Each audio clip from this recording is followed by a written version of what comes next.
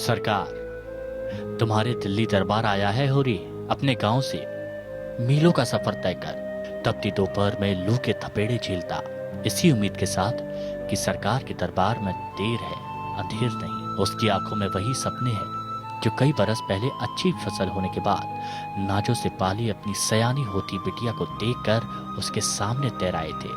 उसे लगा कि इंद्र महाराज साक्षात आ गए हैं। मेघराज इतना बरसने वाले हैं कि बिटिया की शादी धूमधाम से हो जाएगी। लेकिन उम्मीदों के बादल गरजे, लेकिन बरसे नहीं, चले गए झांसा देकर। अब वो पथराई आंखें लेकर तुम्हारे दिल्ली दरबार आया है। उसे तुम्हारी गरज परत से बहुत आस है।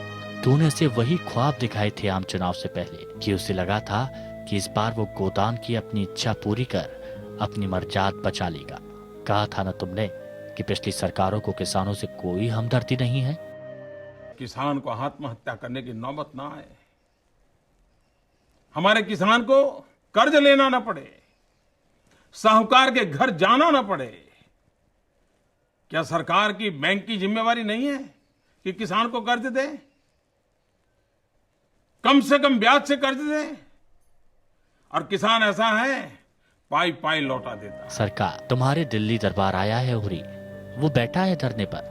तमाम नेता भाषण दे रहे हैं, ईंट से ईंट बजा देने की बात कह रहे हैं, लेकिन वो जानता है कि किसान कितना मजबूर है। गोबर शहर भाग आया है, कहीं मजदूरी कर रहा है।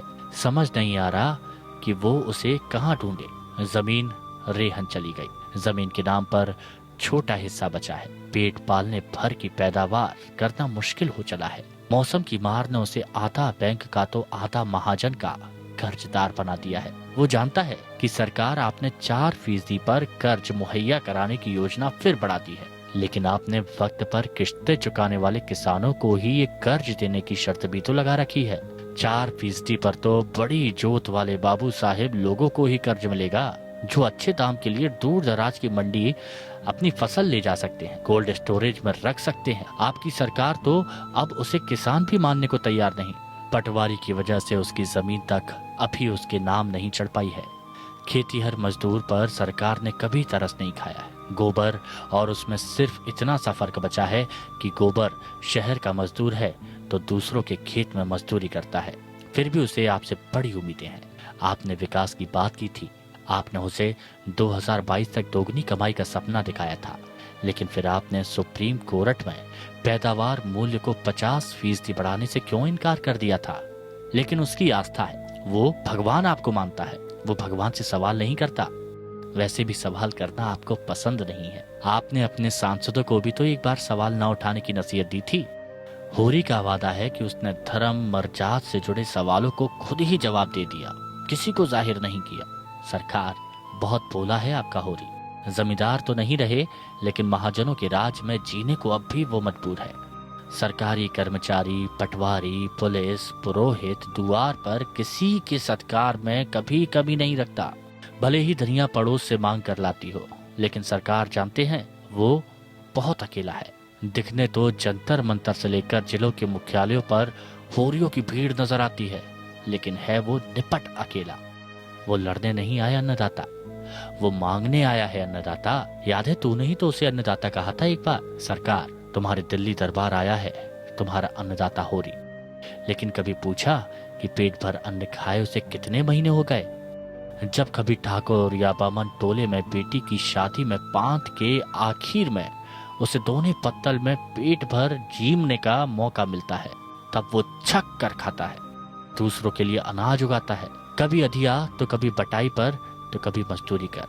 सरकार, बड़े उद्योगों और स्मार्ट सिटी के लिए सरकार की फालतू जमीनें देने बजाय उसके जैसे होरियों को जमीन क्यों नहीं बांट देते? उसकी पीढ़ियां जय जयकार करेंगी, लेकिन आपकी चुनावी सियासत की अपनी मजबूरियां हैं। वो जानता है कि जो डिजिटल क्रांति आप बड़ी बड़ी टेलीकॉम कंपनियों की मदद से करना चाहते हैं, वो भी आपसे लाखों करोड़ की राहत और कर्ज माफी की आस लगाए बैठे हैं। आपके बैंक उन्हें राहत देने के तरीके तलाश रहे हैं। वहीं होरी के किश्त न चुकाने पर उसके नाम की मुनादी होती है। एक जो मर्जाद बची है वो भी ढोल बजाकर लूट ली जाती है।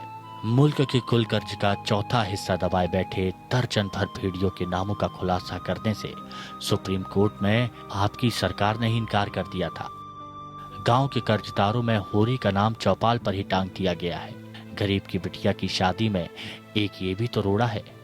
उसकी सयानी बिटिया के चेहरे पर झुर्रियां पड़ने लगी हैं। उसकी आंखों के सामने सब घूम जाता है। उसकी घूरती नजरों का मतलब बेटी समझती है और उदास चेहरे पर फीकी हंसी ले आती है।